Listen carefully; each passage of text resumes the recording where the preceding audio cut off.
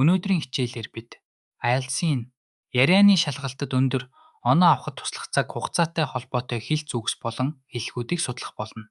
Ялангуяа цаг хугацааны хомсдол, хурд эсвэл хоцрогдлыг илэрхийлэх уран хэлхүүдийг IELTS Speaking Part 2-ны түүх ярих хэсэгт хэрхэн чадварлаг шигтгэхийг сурцгаая.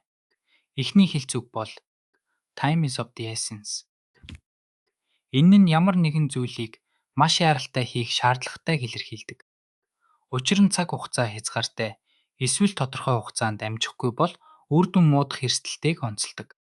IELTS Speaking Part 2 нь түүх ярихдаа хугацааны ач холбогдлыг тодох зорилгоор ашиглавал таны үгийн баялаг сайжирч өндөр оноо авахд туслана. Одоо цаг хугацаатай холбоотой бусад чухал хэлц үгсийг сурцгаая. Эхнийх нь Again, Ernst, the clock. Энэ нь цагийн эсрэг, цагтай уралдан гэсэн утгатай. Дараагийнх нь In the nick of time. Яг цагт нь арай гэж амжих гэсэн санааг илэрхийл. Мөн Kill time. Энэ нь цаг нөхцөх, цагаан өнгөрөх гэсэн утгатай. Эдгээр хэлц үгсийг зөв хэрэглэснээр таны яриа илүү баялаг, сонирхолтой болно.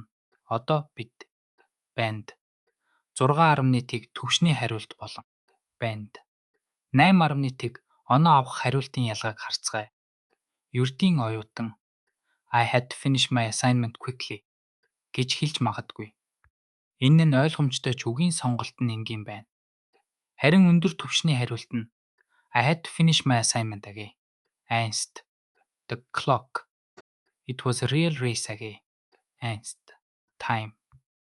Гэж илүү нарийн хэлц үгс ашиглан ярина. Энэ нь таны lexical resource-ийг сайжруулж илүү өндөр оноо авахд чухал нөлөөтэй.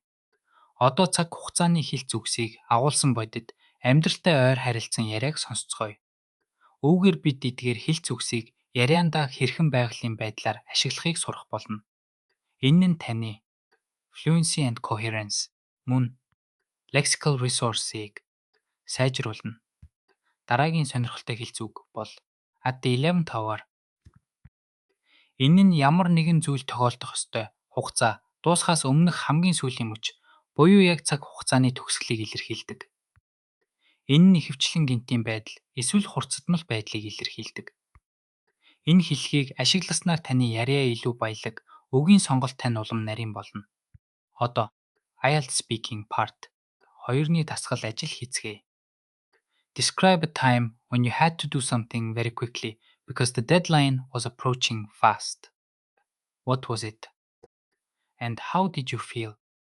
Гэсэн асуултад хариулахдаа өнөөдөр сурсан цаг хугацааны хэлц үгсээ ашиглан түүхээ ярьж илүү өндөр оноо авахыг хичээгээрэй. Энэ нь таны lexical resource болон fluency and coherence-ийг сайжруулна. Өнөөдрийн хичээлээр бид цаг хугацаатай холбоотой чухал хэлц үгс, хэлхүүдийг сурч тэдгээрийг IELTS Speaking Part 2-нд хэрхэн үр дүнтэй ашиглах талаар ярилцлаа. Эдгээр хэлц үгсийг тогтмол дадлагжуулж, өдөр тутмын яриандаа болон шалгалтад хэрэглэснээр таны үгийн баялаг нэмэгдэж, ярианы чадвар тань мэдэгдэхүйд сайжирна. Мэдлэгээ хэрэглэж IELTS-ийн оноогоо ахиулаарай. Баяртай.